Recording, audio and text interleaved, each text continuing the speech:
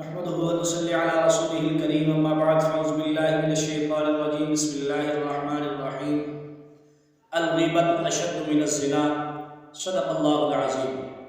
حضور علیہ الصلوۃ والسلام کا فرمان ہے کہ غیبت جو ہے وہ زنا سے بھی بڑھ کر گناہ ہے۔ کیا مطلب؟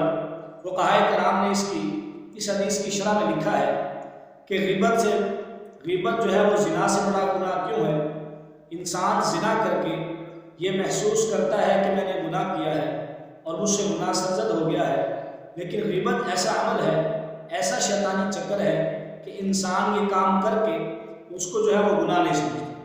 اور غیبت کہتے کسے ہیں کہ کسی شخص کی غیر موجودگی کے اندر اس کی جو ہے کوئی برائی بیان کرنا، اگر وہ برائی اس کے اندر موجود ہے پھر تو یہ غیبت کہلائے گا، اور اگر وہ برائی اس کے اندر موجود نہیں تو پھر جو ہے وہ بہتان ہے، وہ غیبت سے بھی بڑا گناہ ہے۔ اور غیبت جو ہے وہ کبھی بھی معاف نہیں ہوگا جب تک جس کی غیبت کی ہے وہ معاف نہ کرے۔ حضور علیہ السلام کا فرمان ہے، آقا علیہ السلام نے بلکہ صحابہ کرام سے پوچھا کہ اے میرے صحابہ تمہارے نزدیک فقیر کون ہے؟ میں یا رسول اللہ علیہ وسلم ہمارے اعتبار سے ہو جس شخص کے پاس مال و دولت نہ ہو، دنیا کی جاہ و جلالت نہ ہو، دنیا کا پیسہ نہ ہو، وہ فقیر آدمی ہے۔ حضور علیہ السلام نے فرمایا کہ نہیں میرے صحابہ، قیامت کا دن ہوگا، اللہ کے دربار میں ایک شخص آئے گا جس کا نامہ اعمال نیکیوں سے بھرپور ہوگا، لیکن وہ فقیر ہوگا اللہ کی بارگاہ میں۔ کس وجہ سے؟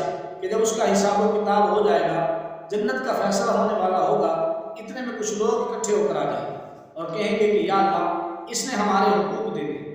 کوئی کہے گا کہ اس نے مجھے تھپڑ مارا تھا، کوئی کہے گا اس نے میری زمین دبائی تھی، کوئی کہے گا اس نے مجھے گالی دی تھی، کوئی کہے گا کہ اس نے میری غیبت کی تھی۔ تو ایسا ہوگا کہ اس کے ساری نیکیاں جو ہیں ان لوگوں میں تقسیم کر دی جائے گی، ابھی لوگ باقی رہ جائیں گے حق میں۔